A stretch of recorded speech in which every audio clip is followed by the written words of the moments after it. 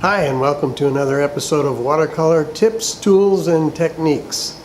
Today we're going to talk about how to set up a watercolor palette, or more specifically, how I set up my palette. Some tips on choosing the size of the painting that you want to do, keeping in mind the mat and frame size for your finished painting. Picture from the computer that we want to paint. This is one of the Golden Gate Bridge that I took when I was in California. And of course, many people have taken this particular shot, but this is mine. So I think this is going to work pretty well. You've got some fog at the top here, heavier fog in here, back into the mountains. Now the sky is pretty plain, and we may do a little something with that. We've got the dark greens in through here and here to frame the picture, and I'm thinking that 8 by 10 would be a good size for this. I've printed out the photo to be used as a reference. Now for an 8 by 10 finished painting, we have to decide on the mat and frame size. A good frame size for an 8 by 10 would be 11 by 14. So let's see how we set up our watercolor paper on the table easel and get started. Okay, there are a couple of tools that we haven't talked about yet. That's a T-square and a triangle. First thing we want to do is mount the paper to the drawing board. Place the T-square near the top of the board and butt the paper right up to the T-square. I use these drafting dots, come on a little roll like this and stick right onto the paper here, but masking tape will work just fine. Now you want to draw a square on your paper 9 by 11. Inside the 9 by 11 square you draw your 8 by 10 inch square. This allows you to, when you're working on your painting, you can overlap into this area and make sure that all this is covered, because the mat is going to fit right here. So you want to make sure you have enough painting over to the side so you don't have any white spaces. Then we've left ourselves enough room to trim the paper here and mount the finished picture to a mat with masking tape right along in here. Next thing we want to do is take our picture and draw it onto the watercolor paper. Now you can see the picture has a lot of verticals, so that's where the angle comes into play, the triangle, because you just place it up against the T-square and you'll get a vertical line on your painting wherever you want it. I'm going to go ahead and sketch that picture in now, and then we'll start the painting. As you can see, I've already drawn in the bridge. I drew it much darker than you would normally draw it, but I needed it to show up on the video. You would lightly draw that in so you don't get too much of your pencil drawing showing through your watercolor. I number the wells 1 through 8 on this particular palette. Then I have an additional little round palette, actually costs 97 cents, and I number the wells there from 9 through 18. Then I number each one of my tubes of paint 1 through 18, starting with white, the lighter colors, yellows, greens, into the blues, the reds, browns, and then into the dark colors, the Payne's gray and stuff like that.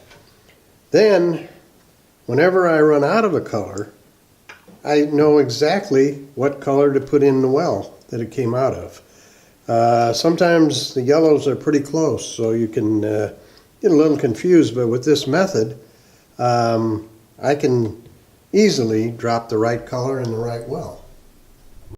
Okay, so Let's put the color into the pallets.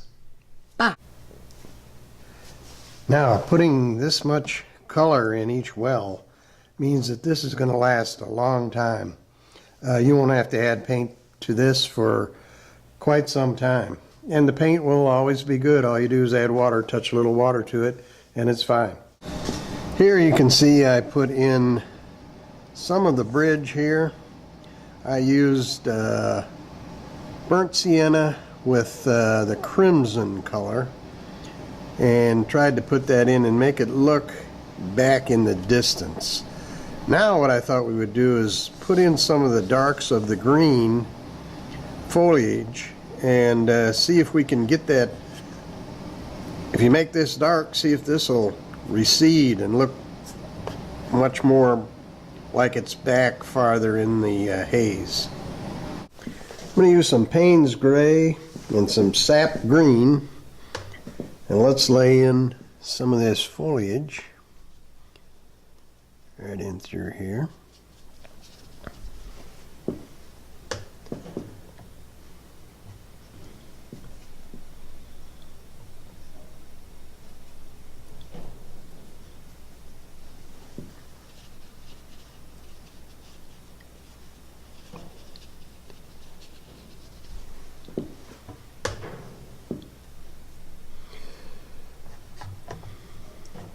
And also grab some burnt umber to put in there to darken it up a little, like this.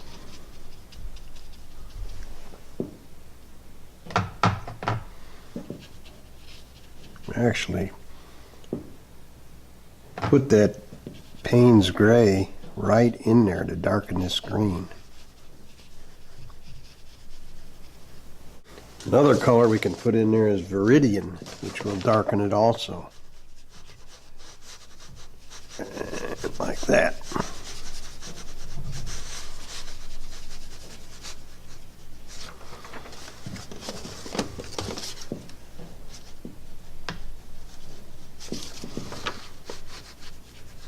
Just keep laying in these colors just to kind of get it to look a little bit like that. Some real dark areas in here. More Payne's gray to darken that up.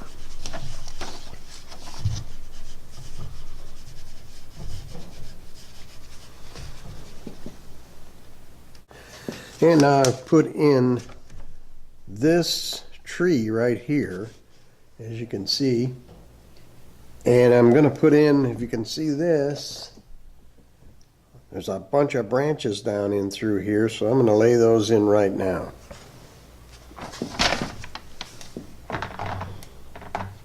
With a burnt umber and some Payne's gray, and we'll just start putting those in.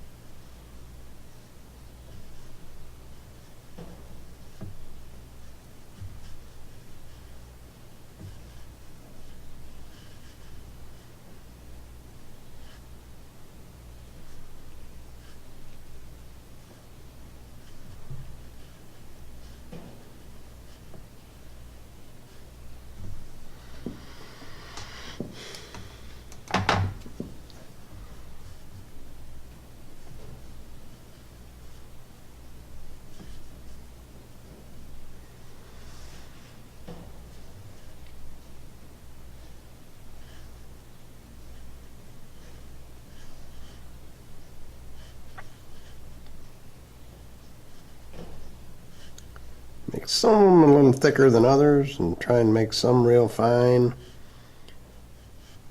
To give the idea that that is kind of a bunch of trees coming up through there.